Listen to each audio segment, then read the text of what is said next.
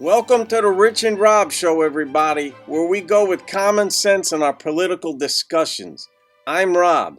And I'm Rich. Today we've got Thomas Sowell, who grew up in Harlem and became one of the most brilliant economists and philosophers of our time. Today he is speaking about slavery and reparations, a hot-button topic in some areas. Thomas Sowell is a gem and isn't as well known as he should be, but that's changing thanks to YouTube. He's taught me things that I never knew, and you have to wonder why some of this basic stuff is kept out of the schools. It would help everybody get along better, you know what I mean? Absolutely. All right, let's see what he's got to say. Reparations.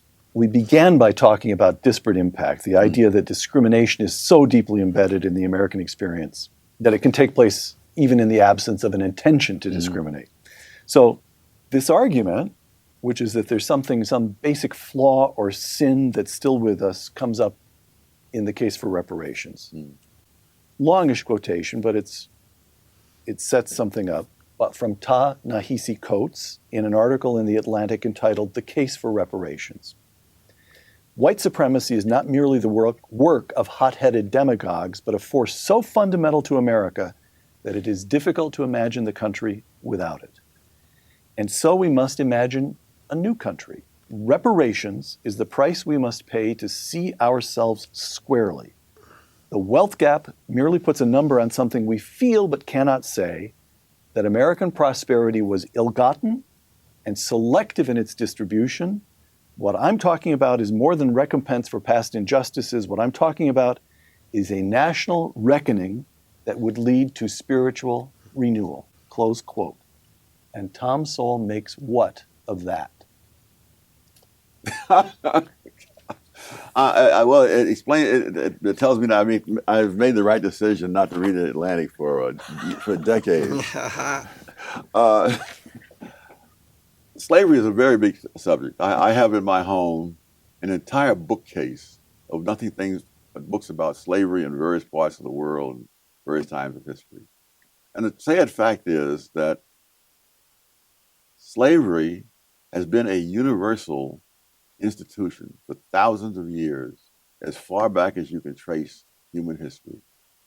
And what we're looking at is if slavery is something that happened to one race of people in one country, when in fact the spread of it was around the world. In 1776, which is when Adam Smith published The Wealth of Nations, as well as when the United States got started, he said that Western Europe is the only place in the world where there is no slavery.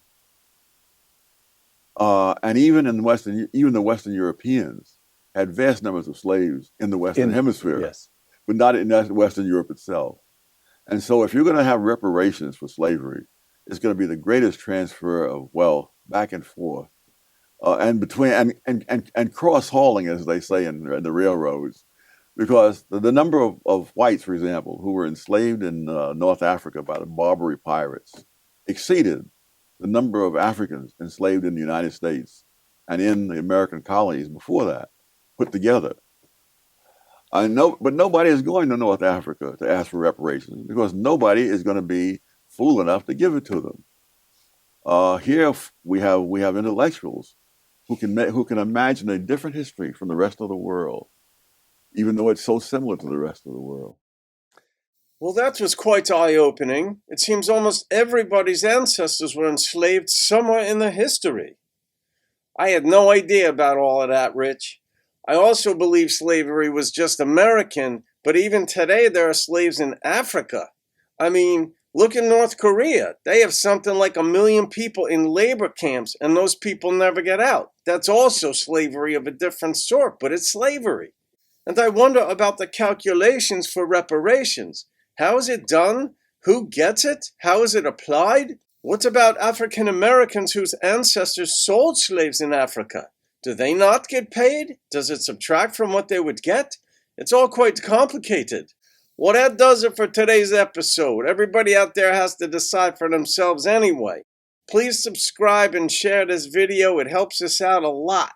Thanks and have a great day, everybody. Cheers!